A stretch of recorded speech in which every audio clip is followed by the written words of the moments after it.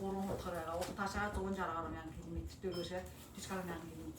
Гурвуулаа ингээд дээрээс нь харах юм бол яг баагүй хэлчихсэн. Энэ улсаар мотос энэ мадад сууч бас яг баагүй шүү гэж. Яг баагүй хэлж харж тийм байх. Баагүй хэлтэй харддаг байх. Одоо энэ дотор маань болохтой зэрэг ингээд 1000 гаруй гол 300 гаруй нуур байна. Тэгээд ерөнхийдөө мадад сууч шиг соёны хөөсөөр хүрээ илэгдсэн. Хүний амьдэрдэг газар одоо энэ дотор 15 мянган дарахад хүн амьдэрч байна гэсэн.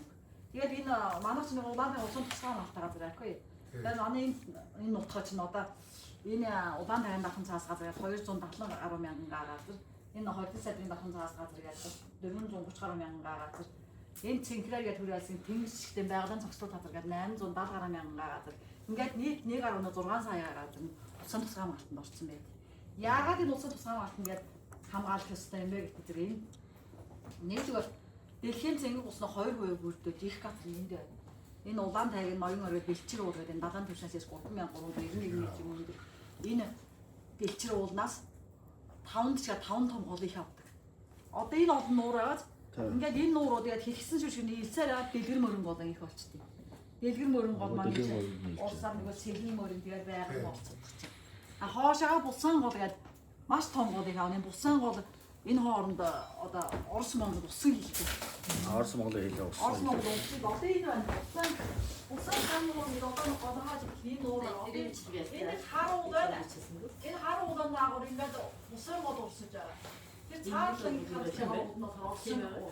Энэ наадлын шалгаж авч байгаа энэ Монголтай. Тэгээд энэ усан хэлтэй юм байна. Тэгээд эндээс одоо зэрэг жолгон гол, хөгөн гол, мугаан гол, унаан гол гэдэг маш олон голууд их аваад манай нутгийн уулууд чинь ингээд дээр дор дундаа бүгд нь нуур байд. Ер нь ингээд хотгорсон.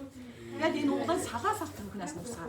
Дан цэвэр амар гоё. Тэгээд одоо энэ уулуудаас чинь бүгднгээс нь ус тэр уснууд бүгдээрээ энэ давхрын хотгол байгаа гэж цуглаад шишгтэн гол болно.